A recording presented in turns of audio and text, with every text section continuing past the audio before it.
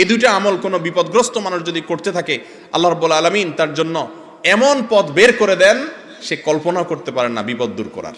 আমার জীবনে অনেকবার দেখেছি আমি চরম বিপদের মুখোমুখি। এই দুইটা আমল প্রতি মুহূর্তে করতে থেকেছি। আল্লাহ তাআলা অলৌকিকভাবে, অবিশ্বাস্যভাবে সাহায্য করেছেন। আপনি যদি চান আল্লাহ আপনার সব দোয়া কবুল করুক। আপনি যদি বিপদে পড়ে যান দেখবেন সাথে সাথে আল্লাহ তাআলা বিপদ দূর করেছেন। এটা অনেক বড় ইবাদত ভাই, অনেক বড় সওয়াবের কাজ। আপনি যদি চান আল্লাহ আপনার সব দোয়া কবুল করুক তো আপনি দুরূদ শরীফ পড়বেন। আপনি যদি বিপদে পড়ে যান সবচেয়ে বেশি দুরূদ শরীফ পড়বেন, দেখবেন সাথে সাথে আল্লাহ তাআলা বিপদ দূর করেছেন। দুটি আমল, দুরূদ আর ইস্তেগফার, আমার জীবনে অনেকবার দেখেছি আমি চরম বিপদের মুখোমুখি। এই দুইটা আমল প্রতি মুহূর্তে করতে থেকেছি। আল্লাহ তাআলা অলৌকিকভাবে, অবিশ্বাস্যভাবে সাহায্য করেছেন। নবী করিম সাল্লাল্লাহু আলাইহি ওয়াসাল্লামের হাদিস থেকে স্পষ্ট বোঝা যায় দুরূদ এবং ইস্তেগফার এই দুইটা আমল কোনো বিপদগ্রস্ত মানুষ যদি করতে থাকে, আল্লাহ রাব্বুল আলামিন তার জন্য এমন পথ বের করে দেন সে কল্পনা করতে পারে না বিপদ দূর করার। তো এই যে দুরূদ এত ফজিলতপূর্ণ আমল, এই দুরূদটা বসে পড়বে না দাঁড়ায় পড়বে? কথা বলেন। দুরূদ বসে পড়তে হবে না দাঁড়ায় পড়তে হবে? কোথায় আছে দুরূদ বসে পড়তে হবে? এই যে আন্দাজে ফতোয়া দিলে তো হবে না ভাই।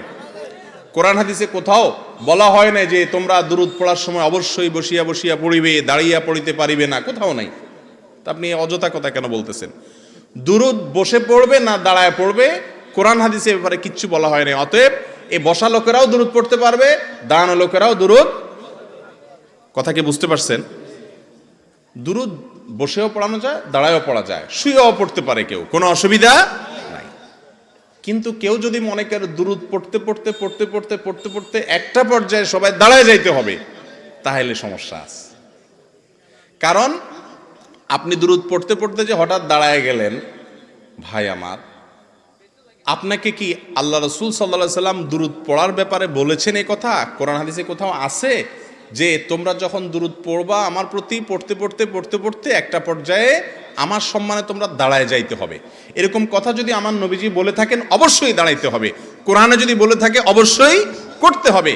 আর যদি কোরআন হাদিস না বলে তা আপনি বসা আলাদেরকে বলবেন ভাই দুরূদ পড়তেছেন দাঁড়ায় যান, অথবা দাঁড়ানোদেরকে আমি যদি বলি ভাই আপনারা দাঁড়ায় দাঁড়ায় দুরূদ পড়তেছেন কেন, বসে যান, এই দুইটার কোনোটাই করার অধিকার আমার আছে নাই। আমাদের যেসব ভাইয়েরা দুরূদ পড়তে পড়তে হঠাৎ দাঁড়ায় যায় ওনারা কিন্তু নবীজির সম্মানার্থে দাঁড়ায়, ঠিক না বেঠিক? নবী করিম সাল্লাল্লাহু আলাইহি ওয়াসাল্লামের প্রতি সম্মান ভালোবাসার জন্য দাঁড়ায় না? কিন্তু ভাইরে, নবীর প্রতি ভালোবাসা প্রকাশের পদ্ধতিটাও হইতে হবে নবীর বাতানো। নিজের মন গড়া পদ্ধতি যদি বাহির করে ইবাদতের, তাহলে সেটা নবীজি সতর্ক করেছেন বিদআত করতে। ভাইরা আমার, যারা কিয়াম করেন, মিলাদ পড়তে পড়তে দাঁড়ায়া কিয়াম করেন, তাদের প্রতি আমাদের অনুরোধ, রাগ করার কিছু নাই ভাই। আমি আপনার মুসলমান ভাই, আমি চাই আপনি আমার সাথে জান্নাতে যান, আমি আপনার সাথে জান্নাতে যেতে পারি। আমি আপনার ভালোর জন্য বলছি। আপনি যে সমস্ত আলেমরা আপনাকে বলেন কিয়াম করার জন্য, ওনাদেরকে অনুরোধ করেন যে হুজুর, কোরআন হাদিসে কোথাও আল্লাহ নবী সাল্লাল্লাহু আলাইহি সাল্লাম কি দুরূদ পড়তে পড়তে দাঁড়ায় যেতে বলেছেন কিনা, যদি বলে থাকেন সেটা কোথায় আছে আপনি দেখান, আমিও একই আমল করবো ইনশাআল্লাহ। আর যদি না থাকে তাহলে সেক্ষেত্রে নিজের মন গড়া যদি আমি ইবাদতের পদ্ধতি বানায় নিই তাহলে বেদাত হবে, আর বেদাতের ঠিকানা হবে জাহান্নাম ভাই।